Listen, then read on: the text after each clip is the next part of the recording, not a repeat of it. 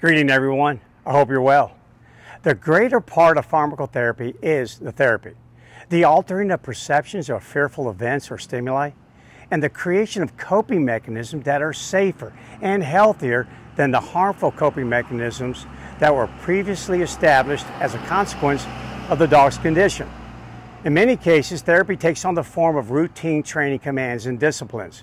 Behaviors such as place, like the one I'm about to show with Annabelle, are taught as a means of exposing the dog to the provocative event or the stimulus in a way that deactivates undesired responses, such as bolting from an approaching vehicle in Annabelle's case, while at the same time convincing the dog to adopt an alternative, more desirable and safer response.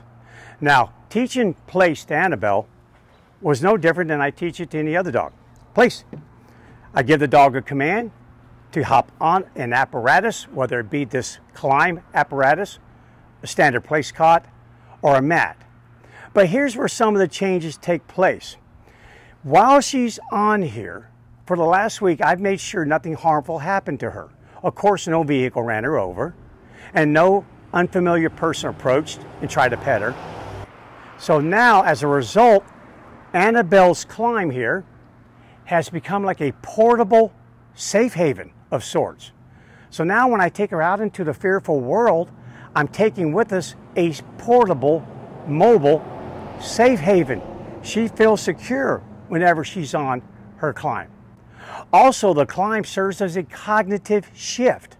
In other words, I have robbed her forebrain from its full-time anti-predator hyper-vigilance scanning of the horizon for those harmful and fearful things, like those vehicles approaching, other people, again, thunderstorms, all of these things. Because half the time that her brain's working, the other half has to think about remaining on the place platform until she's given the proper signal to hop off. Free!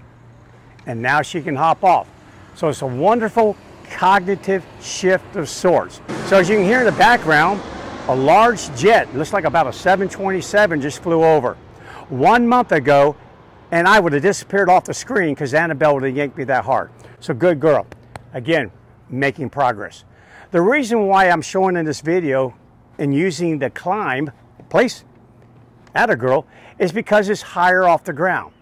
Therefore, it creates the ability for me to make something more difficult for her to get on, but most importantly, to get off.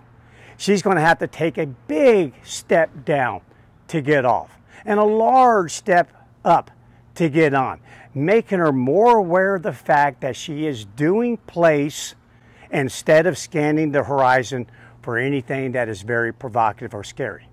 Now, using all of these, I am now going to be able to take her, again, out into this very fearful world. And when I do, I can take a climb with me.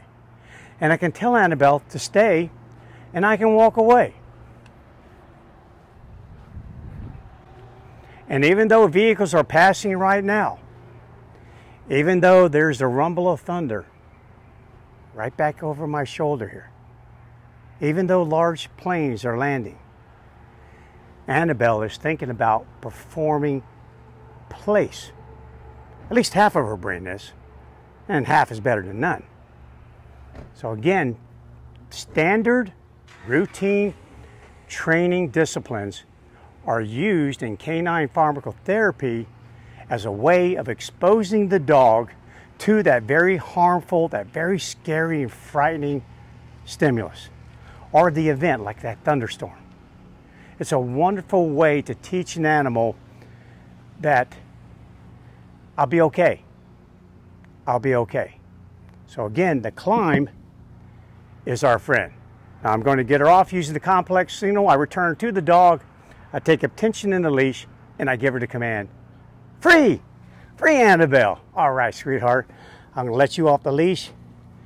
Good girl. Good girl. Okay.